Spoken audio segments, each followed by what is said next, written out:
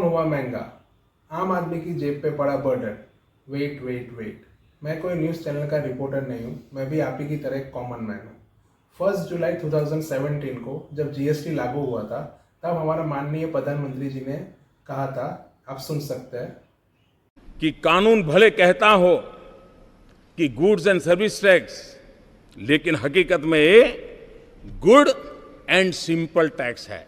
तो सुना आपने, मोदी जी कह रहे हैं कि गुड एंड सिंपल टैक्स, लेकिन अब सब जानते हैं ये जीएसटी बिल्कुल भी सिंपल नहीं है। वन नेशन वन टैक्स का सपना तो पूरा हो गया, लेकिन ये टैक्स एक है जिसके रूप अनेक है। रिसेंटली हमारे फाइनेंस मिनिस्टर निर्मला सीतारमण जी ने पॉपकॉर्न को 3 हिस्सों में बांट दिया है, 5%, 12% और 18%।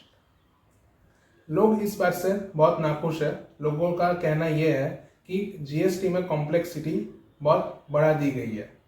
हम सब जानते हैं जीएसटी में ऑलरेडी इतनी कॉम्प्लेक्सिटीज है, तो और एक कॉम्प्लेक्सिटी बढ़ने से कोई फर्क नहीं पड़ने वाला। लेकिन मैं देख रहा हूँ सोशल मीडिया पे बहुत सारे लोग निर्मला सीतारमण जी को रोस्ट कर रहे हैं, उनके अलग अलग मीम बना रहे हैं, उनका मजाक बना रहे हैं। लेकिन ये फैसले के पीछे अकेले निर्मला सीतारमण जी नहीं है, बहुत सारे लोग मिलके बहुत सारी मीटिंग्स करने के बाद ये फैसला लिया जाता है।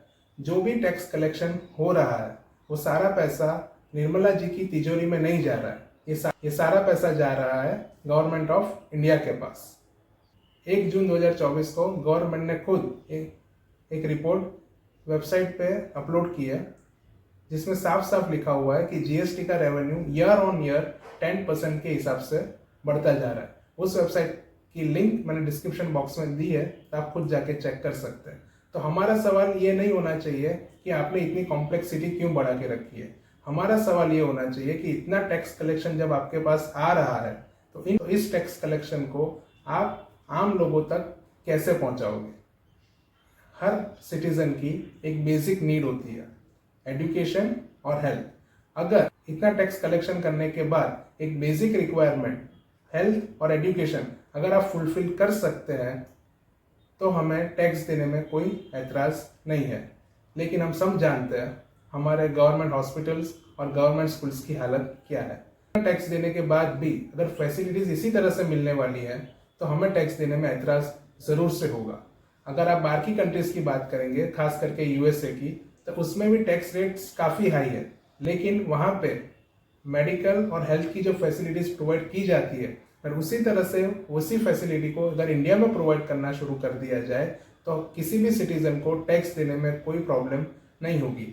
तो हमें किसी एक particular finance minister Nirmala ji से या किसी भी पर्टिकुलर मिनिस्टर से कोई क्वेश्चन नहीं करना है। हमें क्वेश्चन करना है गवर्नमेंट ऑफ इंडिया से, इतना टैक्स कलेक्शन करने के बाद भी अगर इसी तरह से आप फैसिलिटीज देने वाले हैं, तो हम ये टैक्स क्यों भरें। तो निर्मला जी को रोस्ट करने से या उन पे किसी भी तरह के मीम्स बनाने से कुछ फायदा नहीं होने वाला है। तो निर्मला जी को रोस्ट करके या उन पे मीम्स बना के हमें सिर्फ 2 पल का मजा मिलने वाला है, इससे ज्यादा हमारा कोई फायदा होने वाला नहीं है। अगर सच में हम फायदा चाहते हैं, तो हमें क्वेश्चन करना है गवर्नमेंट ऑफ इंडिया से। उनसे ये क्वेश्चन करना है कि इतना टैक्स कलेक्शन करने के बाद विदाउट करप्शन आप ये सारा पैसा आम जनता तक कैसे पहुंचाएंगे। इसी क्वेश्चन को करके हम अपने देश में सुधार ला सकते हैं। अगर आपको मेरा वीडियो पसंद आया हो, तो इसे लाइक करें, शेयर करें, कमेंट करें और मेरे चैनल को सब्सक्राइब करें। जय हिंद।